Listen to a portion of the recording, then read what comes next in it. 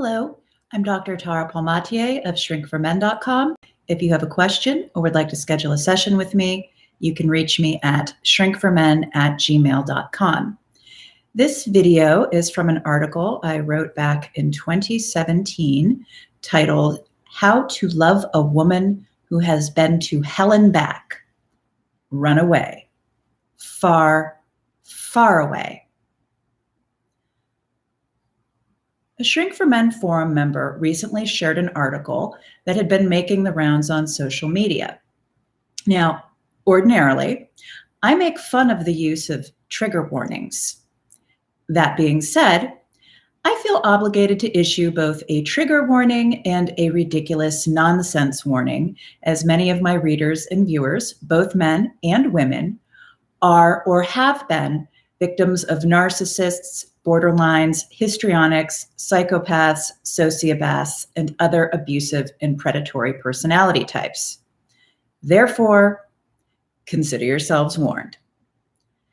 How to Love a Woman Who Has Been to Hell and Back by Kathy Parker. I have no idea who that person is, if she's a therapist or a coach. I think I knew at the time, but I don't remember. That was a couple years ago.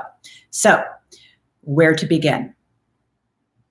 This article could easily be titled, How to Allow Yourself to be Abused by a Female Narcissist, Borderline, or Psychopath, and Like It. And if you don't like it, you're a heartless, selfish jerk. Ooh, more coffee. Okay. The behaviors of the hell and back woman are classic examples of abuse commonly perpetrated by cluster B personality disordered individuals. These personality traits, attitudes, and behaviors don't magically become acceptable, forgivable, excusable, admirable, or noble when embodied in a woman. They're the same qualities that we would claim that a man is a narcissist if he were behaving in such ways, okay? And we'd also tell women to stay away from men who were acting like that. That is, if we cared at all about the woman in question. These behaviors are evidence of severe characterological pathology, again, whether the individual is a woman or a man. It's nothing to be normalized and romanticized, which is what the author does. The author is normalizing and romanticizing abuse when perpetrated by personality disordered women. And what does the author advise her readers to do when abused by a woman who has been to hell and back? I swear to God, I am not making this up. If you want to read her article, there's a link to it. If you follow the link to my article in the video description, okay? So Kathy Parker advises her readers to love her harder, okay? So when a woman who's been to hell and back, that's who you're with, and she's abusing you, yeah, you're supposed to love her harder. First, love her harder sounds like a low-budget porno. Second, loving your abuser harder makes you an emotional and sometimes physical doormat/punching bag that results in ever-increasing and escalating abuse. The phenomena described in How to Love a Woman Who's Been to Hell and Back are examples of what abuse victims experience during the devaluation and discard stages of relationships with narcissists, borderlines, and psychopaths. And again, the gender is irrelevant. Abusers don't respect and appreciate their victims' willingness to tolerate abuse. Taking abuse doesn't cause your abuser to realize, wow, my boyfriend or girlfriend is such a good person. I should be more appreciative and kinder to him or her after I test him or her with more abuse to see how much he or she loves me. It just doesn't work like that. The more willing and complicit a victim you become, the more your abuser's contempt for you grows. Abusive personalities see virtues such as kindness and patience as weaknesses to exploit, not admirable qualities to emulate. Ms. Parker encourages readers to tolerate a clearly disordered woman's unending abuse to prove your love for her. That advice is, in and of itself, fudging crazy, not to mention dangerous. If a woman who has been to hell and back makes false allegations of domestic violence or child molestation against you, are you supposed to be understanding and sympathetic of that too? Because, hey, she's been to hell and back. Of course not. You protect yourself from that kind of dangerous wingnut. You don't say, "Thank you, madam. May I have another? I understand all your ex-partners were big meanies who didn't like the way you treated them either. It's okay.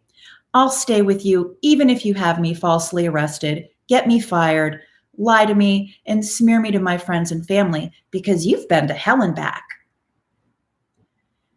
In the article, Ms. Parker throws down the gauntlet. This is a direct quote.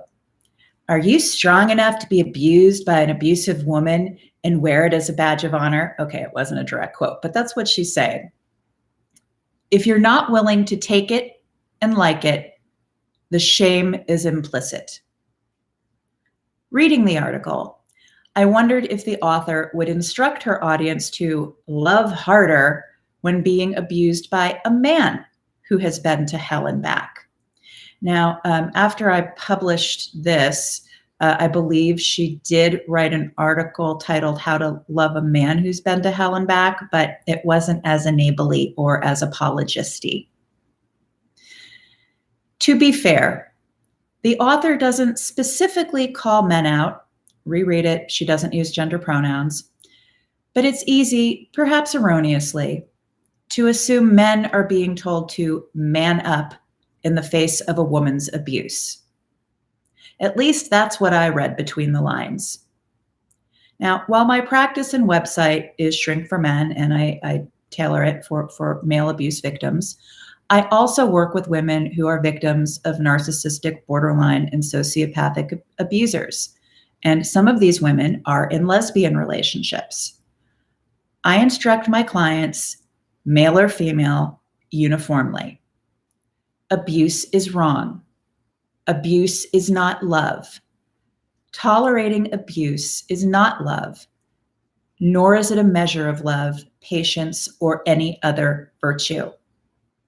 Confusing abuse for love and a willingness to tolerate it is often an indicator that you grew up in a family with an abusive parent and possibly a codependent parent or two abusive parents. You're not a bad, selfish, or mean person for wanting to be treated with the same respect, kindness, and consideration you show others. You're not being unreasonable to expect another adult to hold herself or himself accountable, take responsibility for their choices and behaviors, and to behave with basic decency and integrity. You're not selfish or wrong to have healthy, enforceable boundaries. And ending a relationship with an abuser, female or male, is nothing to feel guilty about. It is the sensible and healthy choice. Narcissists, borderlines, and psychopaths are broken people. Codependents are broken people too, but there are some fundamental differences. Broken people who aren't characterologically disordered don't use being broken or having been to hell and back as an excuse or justification to hurt others. They don't revel in their brokenness and demand that others love them, no matter how deplorably or irrationally they behave. You can't fix anyone else, nor is it your responsibility to do so. And that's a good litmus test for whether a person has been hurt or is hopelessly disordered. Does the person take responsibility for their behaviors and choices? Or do they expect others to enable them and put up with their toxic behavior because they've been to hell and back. Ugh. Okay. Again, I am Dr. Tara Palmatier of shrinkformen.com. If you have a question or would like to schedule a session with me, you can reach me at shrinkformen@gmail.com. Thank you for watching and have a good day.